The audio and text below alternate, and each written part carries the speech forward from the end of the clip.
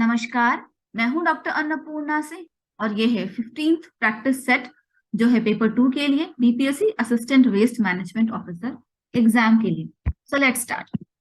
पहला सवाल, what is स्वच्छ सर्वेक्षण? स्वच्छ सर्वेक्षण क्या है?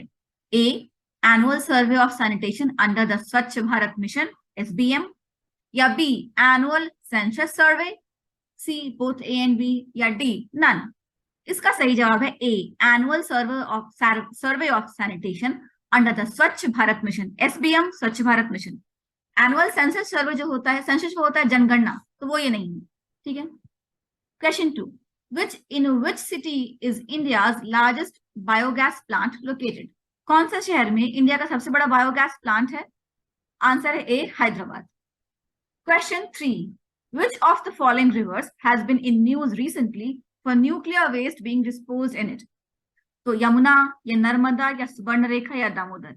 यमुना नहीं है, यमुना में ऑर्गेनिक पोल्यूशन ज्यादा है, जो दिल्ली से बहती है, तो सारा जो इंडस्ट्री का और डोमेस्टिक वेस्ट है वो यमुना में जाता है, तो ऑर्गेनिक पोल्यूशन का प्रॉब्लम ज्यादा है और हैवी मेटल पोल्यूशन का भी प्रॉब्लम ज्यादा है यमुना में। नर्मदा गुजरात में है, वहां भी नहीं। दामोदर वहां भी नहीं। सुवर्ण रेखा ये झारखंड और वेस्ट बंगाल में बहती है नदी, और बहुत सैड है कि सुवर्ण रेखा में न्यूक्लियर वेस्ट डिस्पोजल हुआ था और उसकी वजह से डेथ्स भी हुई थी, और वो न्यूज में आपको दिखा देती हूँ। यहाँ ये न्यूज आई थी, तो सबको पढ़ना जरूरी है, और पता नहीं क्यों ये किया गया सरकार के द्वारा या जिसके भी द्वारा, ये बिल्कुल नहीं होना चाहिए था। India's nuclear industry pours its waste into a river of death and disease. तो key findings: India and Japanese scientists have found that Indian citizens living downstream from the country's enormous uranium mining and processing complex are routinely exposed to exceptionally high levels of radiation. The Indian government has either rebuffed or suppressed some of these findings, insisting that any illness is caused by poverty and not radiation. Evidence presented in confidence to a state court shows that the state-owned operations have repeatedly flouted international safety standards, and illness attributed by residents and local groups to the radioactive pollution include infertility and birth defects. तो बहुत sorry state of affairs है। जादूगोरा Jharkhand India में the सुवर्ण रेखा river roars out of the Chota Nagpur plateau in eastern India before emptying 245 miles downstream into the Bay of Bengal, making it a vital source of life and lately of death. The name means streak of gold, and for centuries, prospectors around Ranchi, the traffic-choked capital of Jharkhand state, have sought fortunes by panning for nuggets in its headwaters, which wash over a region flecked with minerals and ore. सुवर्ण रेखा कहते थे इसको क्योंकि सोना और सारे minerals इसमें होते थे. Its link to the widespread misfortune is not admitted by the Indian government, but the authorities' role in the deaths of those who live near it first became clear when Professor Deepak Ghosh, a respected Indian physicist and Dean of the Faculty of Science at Jadavpur University in Kolkata, decided to chase down a rural myth among the farmers along its bank. They had long complained that the Suvarna Rekha was poisoned and said that their community suffered from torturous health problems. When Ghosh's team 7 years ago collected samples from the river and also from adjacent wells, he was alarmed by the results. The water was adulterated with radioactive alpha particles that cannot be observed through the skin or clothes, but if ingested, cause 100 times more damage than other type of radiation. In some places, the level was 160% higher than safe limits set by the World Health Organization. ये detailed news आप देख लीजिएगा। फिलहाल मैं और question solve करना चाहती हूँ। बहुत सैड है कि ये हुआ, ये नहीं होना चाहिए था। पता नहीं सरकार ऐसा क्यों कर रही है, लोगों की जान के साथ खिलवाड़ कर रही है, बहुत सैड है। और जब आप सॉलिड वेस्ट मैनेजमेंट ऑफिसर बनिएगा तो निर्भीक होकर अपना काम कीजिएगा, ऐसी मैं मंगल कामना करती हूँ। ओके, आगे बढ़ते हैं। For the Swachh Sarvekshan Gramin SSG 2022, which was the worst performing state? सबसे खराब प्रदर्शन किस राज्य ने किया? असम, बिहार, वेस्ट बंगाल या दिल्ली? आंसर है असम। इसके गांव सबसे गंदे थे, इसलिए स्वच्छ सर्वेक्षण ग्रामीण की बात हो रही है। Which of the following was found to be the cleanest district of India for the Swachh Sarvekshan Gramin 2022? गया या भिवानी या रांची या पटियाला? सही उत्तर है B, Bhiwani. Which of the following metals is the easiest to recycle? और इसका ऑप्शन है आयरन या एल्यूमिनियम या कॉपर या गोल्ड। सबसे आसानी से एल्यूमिनियम रिसाइकिल होता है, इसलिए जब लोहा लक्कड़ बेचते हैं तो एल्यूमिनियम सबसे अच्छे दामों पर बिक जाता है, आसानी से रिसाइकिल होता है, और रिसाइकलिंग के प्रोसेस में ये अपनी प्रॉपर्टीज भी लूज नहीं करता है, तो easy to recycle and it doesn't lose its properties while recycling. So answer है बी।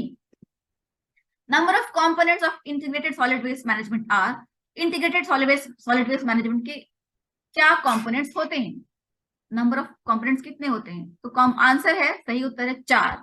इसका होता है पहला वेस्ट सेग्रीगेशन, फिर वेस्ट रिसाइकलिंग, फिर वेस्ट ट्रांसपोर्टेशन या ट्रांसफर, एंड फाइनली लैंडफिल। तो पहले वेस्ट को सेग्रीगेट करते हैं, फिर जो जिनको रिसाइकिल कर सकते हैं उसको रिसाइकिल करते हैं, और फिर वो ट्रांसफर स्टेशन पे वो ट्रांसपोर्ट होता है, और फिर उसको फाइनली लैंडफिल किया जाता है। तो 4 इंटीग्रल कंपोनेंट्स है सॉलिड वेस्ट मैनेजमेंट, कम से कम 4।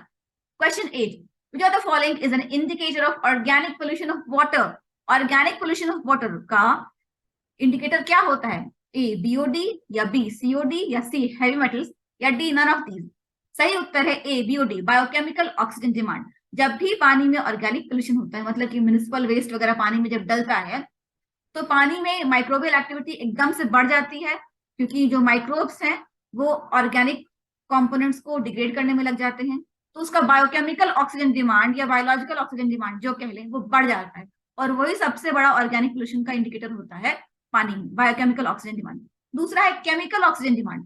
केमिकल ऑक्सीजन डिमांड होता है वो भी बढ़ जाता है, और केमिकल ऑक्सीजन डिमांड के बढ़ने की जो कारण है वो सिर्फ ऑर्गेनिक पोल्यूशन नहीं होता है, वो और दूसरे कारणों से भी केमिकल ऑक्सीजन डिमांड बढ़ता है। तो मेन जो इंडिकेटर है ऑर्गेनिक पोल्यूशन का वो होता है हाई बीओडी। और इस प्रोसेस में जब ऑर्गेनिक पोल्यूशन हो रहा होता है और माइक्रोब्स उस ऑर्गेनिक कंपाउंड को डिग्रेड कर रहे होते हैं, तो जो पानी का डिजॉल्व्ड ऑक्सीजन कंटेंट है वो भी कम हो जाता है, क्योंकि जो पानी में घुला हुआ ऑक्सीजन है उसी को इस्तेमाल करके माइक्रोब्स ऑर्गेनिक कंपाउंड्स को डिग्रेड करते हैं। तो बीओडी बढ़ता है और डिजॉल्व्ड ऑक्सीजन घटता है। तो कभी कभी अगर क्वेश्चन में ऐसे पूछ दिया जाए कि हाई बीओडी और लो डीओ किस चीज का इंडिकेटर है, तो वो ऑर्गेनिक पोल्यूशन का इंडिकेटर है। ठीक है, इस बात को अच्छी तरह से समझ लीजिएगा। बीओडी के ऊपर भी मेरा एक वीडियो है और डीओ के ऊपर भी मेरा एक वीडियो है, मैं लिंक डिस्क्रिप्शन बॉक्स में दे दूंगी, आप चाहे तो पढ़ सकते। Question 9, what is thermal pollution of water? Thermal pollution क्या है पानी का? ए रिलीज ऑफ हॉट और warm water into a water body reducing its DO and biota. B heating of water bodies during summer. C same as oil spill, या D none of these. Answer है A release of hot या warm water into our water body causing a reduction in dissolved oxygen content of the water body, and this causes a death of living organisms.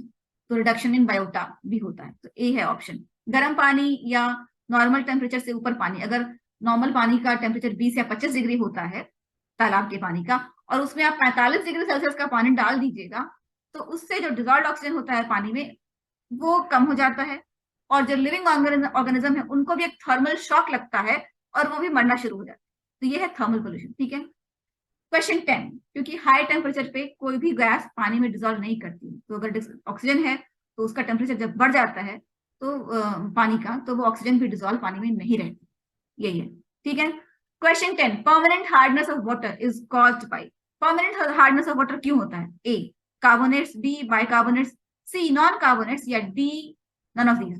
Carbonates और bicarbonates से temporary hardness of water होता है, जो कि पानी को उबालने से उसको हटाया जा सकता है। पानी को उबाल लीजिए और फिर पानी को छान लीजिए तो टेम्पररी हार्डनेस रिमूव हो जाता है। ठीक है, लेकिन जो परमानेंट हार्डनेस होता है वो chlorides and sulphates of calcium और मैग्नीशियम की वजह से होते हैं।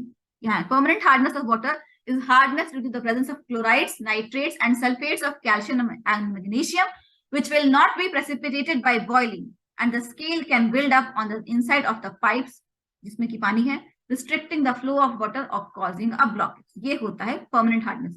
तो ये नॉन कार्बोनेट्स की वजह से होते हैं, जो कि क्लोराइड्स, नाइट्रेट्स और सल्फेट्स हैं। ठीक है, तो आंसर होगा इसका सी। आज के लिए इतना ही। आशा है कि जो मैंने ये प्रैक्टिस सेट दिया है आप जरूर सॉल्व करेंगे और आपके लिए उपयोगी रहेगा। मैं और एक प्रैक्टिस सेट रिलीज करूंगी, मेगा प्रैक्टिस सेट, और होपफुली वो आप सबके काम आएगा। एग्जाम के लिए मेरी शुभकामनाएं। जय हिंद, जय भारत, जय बिहार। और अगर मेरे चैनल को अब तक सब्सक्राइब नहीं किया तो सब्सक्राइब जरूर करें। Thank you.